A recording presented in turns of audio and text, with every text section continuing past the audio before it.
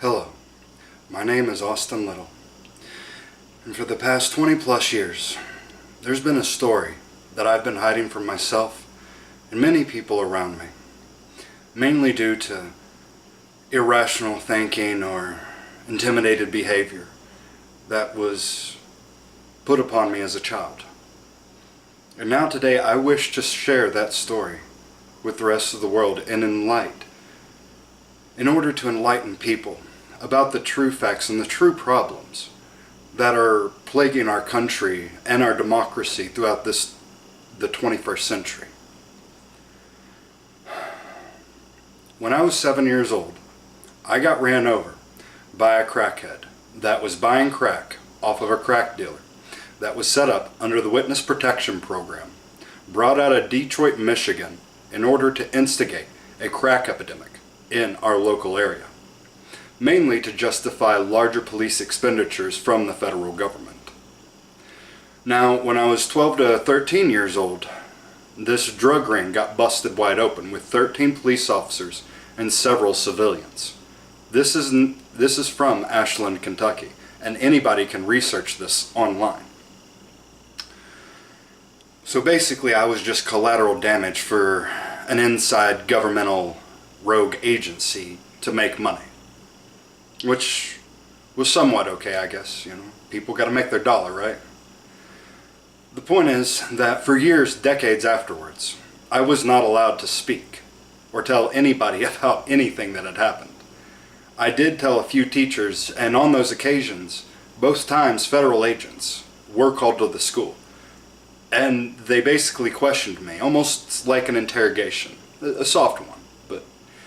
Nonetheless, my father nor my grandparents were ever informed of these visits to the local school.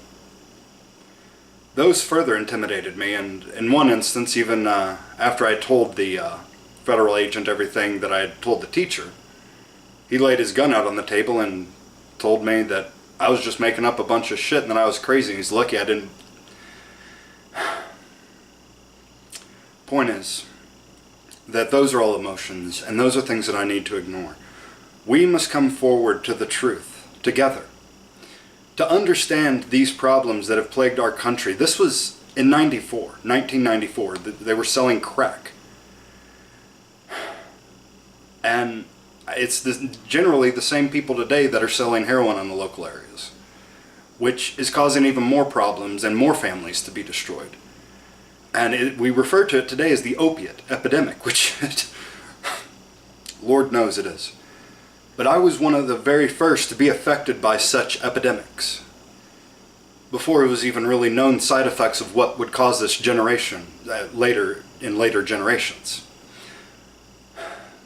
Which is partly what I've spent most of my life doing and studying these things. The corporate elitism and how certain governmental entities make or break certain deals with certain groups of people, such as Iran-Contra, which is where the coke came from back in 1984, which was due to the CIA smuggling in over 650 million tons, of cocaine into the United States between the years of 1984 to 1993. This was disclosed in an article written called Dark Alliance. Dark Alliance was written by Gary Webb, which is one of my heroes, a guy I idolized very much, and he was quote-unquote suicided in 2001 with 2 bullet holes to the head.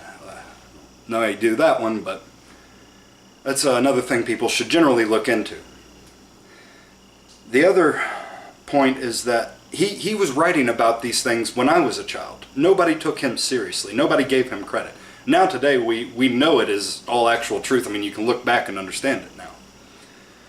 The real point that I'm getting at here is that nothing's going to change. We're going to keep repeating these same fucked up cycles over and over again if people do not realize the truth within themselves of not only what's going on around them, but what's going on because they choose to ignore things. And that's the biggest reason as to why I'm going to start making these videos and trying to show people these things in short, segmented pieces, is that even if we choose not to make a choice about something, we have still made that choice. Just because you choose to ignore something does not mean it goes away. And people like me have had to deal with the inadequacies and the insecurities of the masses for far too long. Decades on my part, but generations and centuries on other people's parts. And it's time that we, as a collective of humanity, rise against those that seek to divide us, so we may stand united for the cause and creation of our future. May God bless you.